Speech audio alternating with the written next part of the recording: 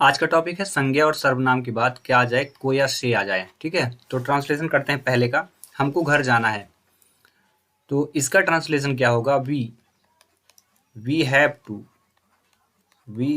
To go to home. हमको घर जाना है। ठीक है, तो इसमें रूल्स क्या अप्लाई किए गए हैं? देखिए, नियम क्या है? आपको नाउन या प्रोनाउन लेना है जो सब्जेक्ट का काम करेगा, प्लस इसके बाद हैज़ या हैव लेना है।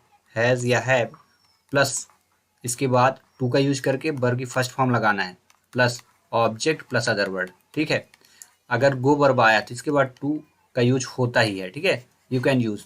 ठीक है, मतलब प्लेस बताने के लिए हम रिप्रेजेंट कर देते हैं सेंटेंस को मीनिंगफुल बनाने के लिए। ठीक है, हमको घर जाना है, we have to go to home. तो आप कैसे जानेंगे कि यही स्ट्रक्चर बनेगा? और ये जो रूल हमने फॉलो किया, सब्जेक्ट के बाद हैज़ हैव लगाना है, प्लस टू लगाना है, प्लस वर्ब की फर्स्ट फॉर्म, कैसे जानेंगे? तो ध्यान रखें, जब हिंदी में क्या हो, सेंटेंस में नाउन या प्रोनाउन के बाद को लगा हो।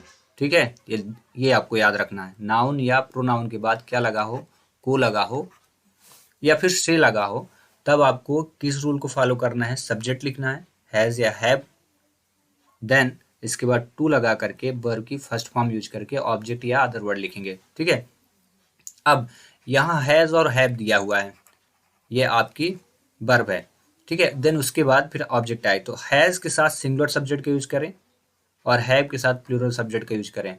तो सिंगुलर सब्जेक्ट में कौन कौन से आएंगे? He, she, it, any person name. ठीक है, एनी पर्सन नेम। वहीं प्लूरल सब्जेक्ट के साथ आएगा आई, वी, यू, दे, ये सारी चीजें आएंगी। लेकिन क्योंकि हिंदी से इंग्लिश बनाना है, तो आपको याद रखना पड़ेगा, हमको अगर आया, हमको, हमें, इन सब के लिए वी का यूज करना है आपको। ठीक है, तुमको, तुम्हें, ठीक है, इनके लिए यू का यूज करना है। ठीक है, मुझे, मुझको, सब्जेक्ट के थ्रू रहेंगे। ये क्या है? सब्जेक्ट में ही रहना चाहिए। सेंटेंस जब आप रीड करें तो पहले ही रहने चाहिए। ठीक है, मुझे, मुझको, इनके लिए आपको आई का यूज करना है। उनको, उन्हें, इनके लिए आपको दे का यूज करना है सब्जेक्ट। ठीक है, दे का यूज होगा। देन जब आप सब्जेक्ट को आइडेंटिफाई कर लेंगे तो उसके बाद आपको वर्ब लेना है। तो वर्ब क्या रहेगा?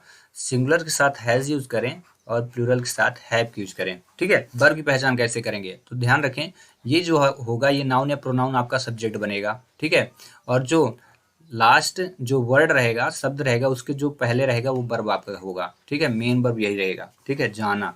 ठीक है, आपको हैज हैव को आइडेंटिफाई कौन कराएगा? है, क्योंकि प्रेजेंट इंडेफिनिट बताएगा आपको। तो चलिए अब हम अगला क्वेश्चन करते हैं। रोहन को खाना खाना है, तो यहाँ पे रोहन हो गया सब्जेक्ट आपको, यहाँ पे है लिखा है इसलिए हैज या हैव आएगा, हैज या हैव, और जस्ट इसके पहले आपका वर्ब होगा, वर्ब की फर्स्ट फॉर्म यूज होगी। ठीक है, वर्ब की फर्स्ट फॉर्म, ध्यान रखना रूल्स क्या कहते हैं, वर्ब की फर्स्ट फॉर्म। तो यहाँ पे खाना जो है ईट। ठीक है, अब ये आपका ऑब्जेक्ट बनेगा, को और ईट, तो ये हो जाएगा हैज या हैव, तो ये टू के बाद ईट, खाना, फूड हो जाएगा। ठीक है, अब रूल्स के थ्रू क्या लिखना है? नाउन या प्रोनाउन जो आपका सब्जेक्ट बनेगा, प्लस इसके बाद हैज या हैव, हैज या फिर हैव, प्लस उसके बाद टू लगा करके वर्ब की first form plus object plus other word. ये आपको नियम को अप्लाई करना है यहाँ पे। ठीक है, तो चलिए इसको बना देते हैं, इसका आंसर करते हैं। तो पहले हो जाएगा रोहन, ये नाउन है यहाँ पे। हाँ, रोहन, रोहन के साथ singular subject, Rohan has to, Rohan has to eat, eat क्या? फूड। आई होप कि आपको समझ में आ गया होगा। चलिए अगला करते हैं, क्वेश्चन नंबर थर्ड। इसमें लिखा है मुझको आराम करना है, तो मुझको के लिए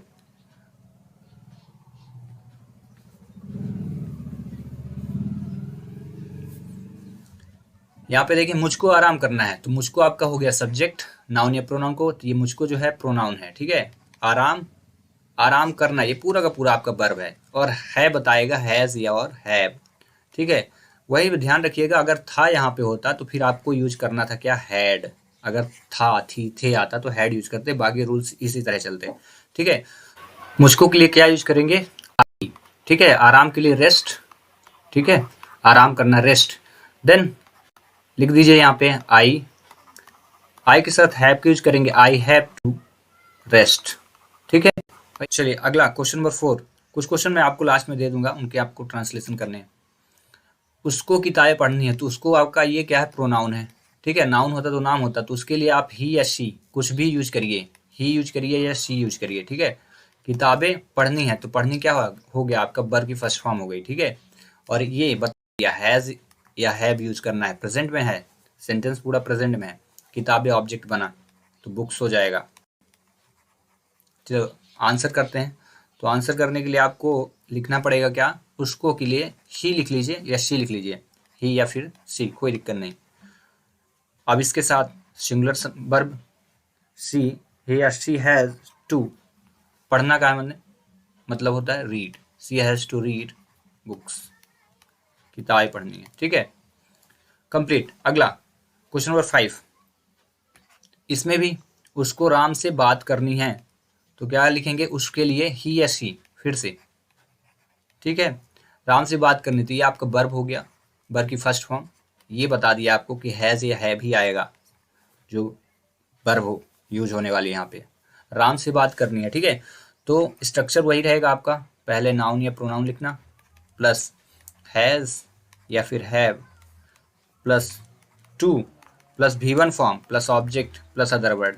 ठीक है, अब इसका आंसर करते हैं। तो आंसर करने के लिए आपको यहाँ पे लिखना पड़ेगा क्या, नाउन, उसको तो लिख लीजिए शी, लिख दिया मैं शी या फिर he, she he has to, to के बाद वर्ब की फर्स्ट फॉर्म, तो बात करना, बात करना का माने होता है talk, she has to talk to, ये सेंटेंस से के लिए यूज किया गया है, she has to talk to किससे, राम, उसको राम से बात करनी है। ठीक है, आई होप कि आपको समझ में आ गया होगा। तो चलिए कुछ क्वेश्चन आपके लिए हैं, ये 5 क्वेश्चन आपको मुझको गृहकार करना है।